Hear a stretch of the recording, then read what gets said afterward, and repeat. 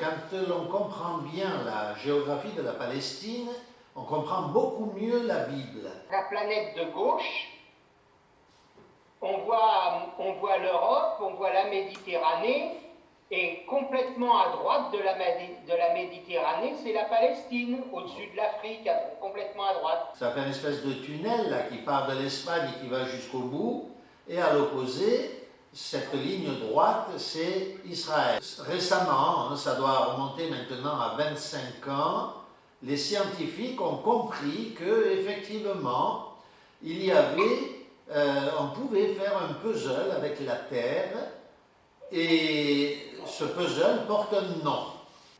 C'est la Pangée? Ça s'appelle la Pangée. Effectivement, vous voyez que si on réunit tous les continents, on forme un seul continent, et cela est presque parfait. Les Grecs primitifs savaient qu'autrefois, il y avait eu une terre unique, comme celle-ci, qui sortait de l'eau, c'était un seul continent. Donc, lui l'a appelé l'Atlantide, parce qu'il pensait qu'elle était au milieu de l'eau. Et c'est comme ça qu'on a nommé l'océan Atlantique, parce qu'on pensait que l'Atlantide se trouvait au milieu de cet océan, qu'on a baptisé donc l'océan Atlantique. Alors, est-ce que la Bible parle de cela? Est-ce que vous êtes au courant, informé, si la Bible parle de cela? Je crois qu'il en est parlé dans le livre d'Hénoch. Il y a une référence dans Genèse. Donc il s'agit du premier chapitre, donc la création. Donc premier jour, vous le savez, Dieu aménage donc la lumière, il aménage la terre au commencement, et puis le premier jour il aménage la lumière, le deuxième le firmament, le troisième, nous allons écouter la lecture à partir du verset 9, chapitre 1er, verset 9. Après quoi, Dieu dit que les eaux au-dessous du ciel soient réunies en un seul amas, et que l'aride apparaisse. Et il en fut ainsi. Les eaux au-dessous du ciel furent réunies en un seul amas, et l'aride apparut. Voilà. Vous avez noté que le livre de la Genèse lui-même nous explique bien qu'à l'origine, il y avait une seule terre et un seul océan. La terre s'appelait l'aride, parce qu'il n'y avait encore rien dessus, bien sûr, ni verdure, ni rien, la verdure est venue après. Donc l'aride, un seul continent. Vous voyez, si dans toutes les Bibles, vous pouvez lire ça. Oui, je pensais aussi à la référence qui est faite par l'apôtre Pierre, quand il nous parle, ils oublient qu'il y eut jadis un monde avant le déluge, enfin je formule mal, mais donc une seule terre, bien compacte, sortant de l'eau. L'apôtre Pierre nous dit effectivement qu'au temps de la fin, le feu descendra du ciel et que les païens oublient qu'au début, il n'y avait qu'une seule terre.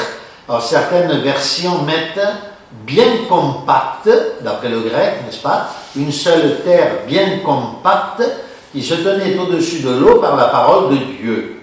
Mais alors, qu'est-ce qui s'est passé? Aujourd'hui, nous avons 7 continents. Que s'est-il passé? La terre était une, et tout d'un coup, la terre est divisée en continents.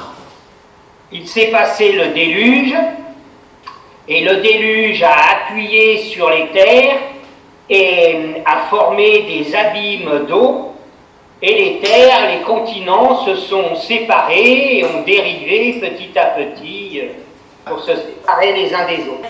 Oui, les traces bleues claires que vous voyez sur la map monde ici, ce sont des failles. Alors vous le savez, la Terre c'est comme un œuf. Quand vous brisez un peu la coquille d'un œuf, mais qu'il n'est pas complètement éclaté, ça fait des failles. Eh bien la Terre c'est pareil, c'est une croûte qui se trouve au-dessus d'un magma en fusion, et donc ça flotte.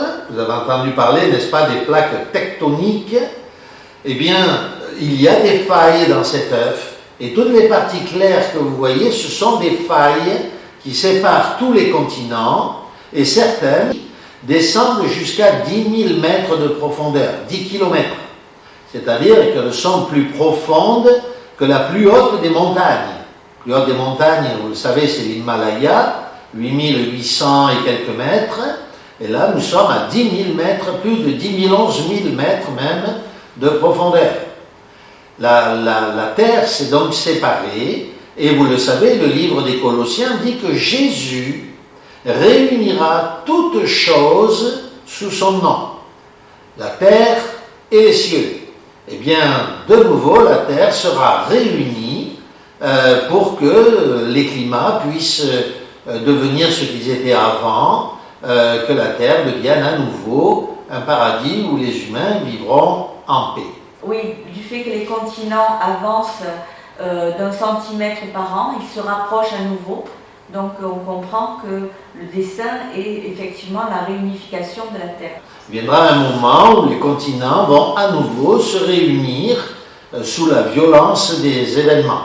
Alors regardez bien encore cette carte et regardez, vous voyez, si vous prenez les États-Unis et l'Amérique du Sud, vous voyez toutes ces zones marron.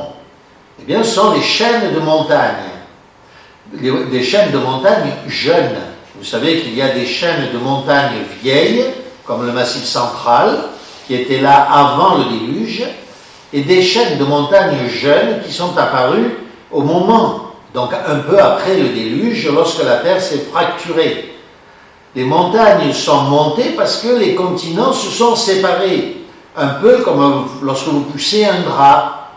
Vous voyez, par exemple, je ne sais pas si vous me voyez, mais si je pousse le drap ici, eh bien, ça fait des montagnes. Vous voyez? Eh bien, c'est exactement ce qui s'est passé pour la Terre. Les chaînes de montagnes sont jeunes, sont toutes situées aux endroits, vous le voyez, de fractures et où la Terre s'est repoussée.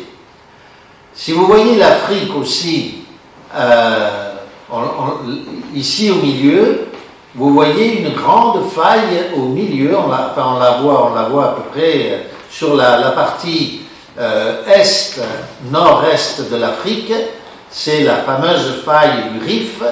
La Terre n'est pas complètement séparée, mais elle était prête à se fracturer.